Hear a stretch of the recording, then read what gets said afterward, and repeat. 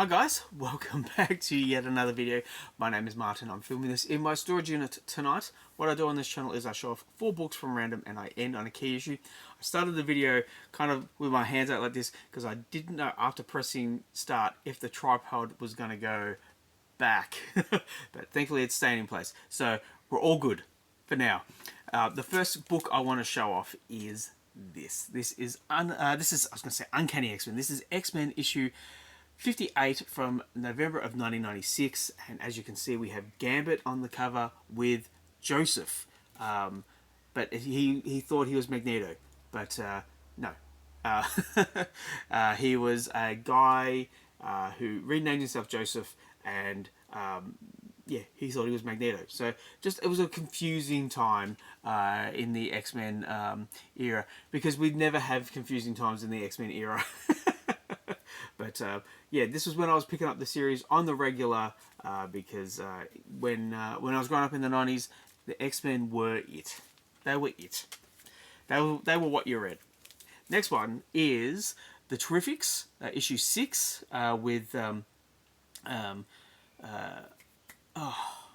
am I blanking on his name? Joe Bennett. Joe Bennett on art duties, and Jeff Lemire doing the writing duties. We have, let's see, Metamorpho, Mr. Terrific, Phantom Girl, and Plastic Man. And they all have a black and white motif. For a while, this series was DC's version of the Fantastic Four. And I really enjoyed this series. It was a fun concept where they couldn't leave each other alone. They had to be in a certain area at all times. That concept kind of dissipated by the end of the series, but I used to love to get this book and the Fantastic Four, which was written by Dan Slott at the time, and I would read it and say, yeah, who did it better?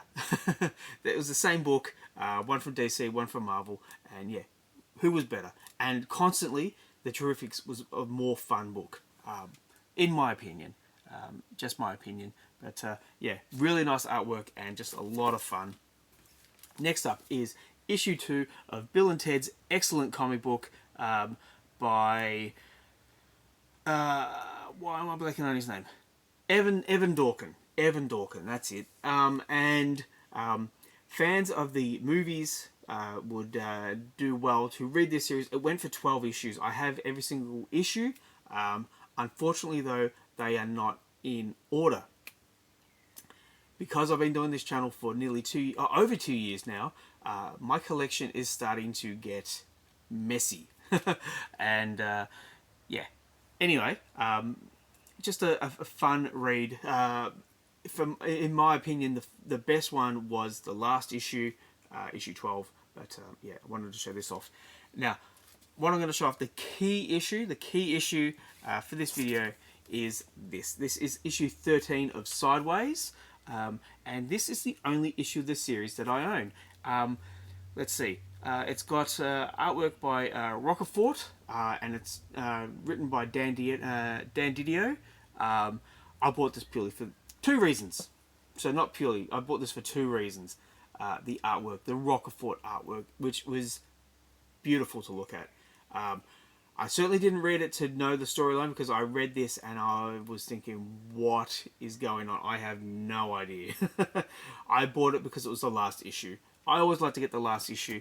I want to see if books have to rush through storylines to get them to a certain point, or do they just bring the book out and does it say to be continued, and it never does? I get a real kick out of that, because yeah, they get cancelled on the spot, and yeah, there's no chance to edit the book before it goes out, and then, yeah, to be continued, and nope, no next issue. But yeah, they resolved the storyline in this somewhat, and I don't think we've seen Sideways ever again. I don't know. You tell me. Have we seen Sideways? I cannot remember. That's the video for today. I hope you've enjoyed it. Please let me know what you think in the comments down below. Please like and subscribe if you wish to. I'd really appreciate it. Thank you as always, and I'll catch you at the next one. Bye.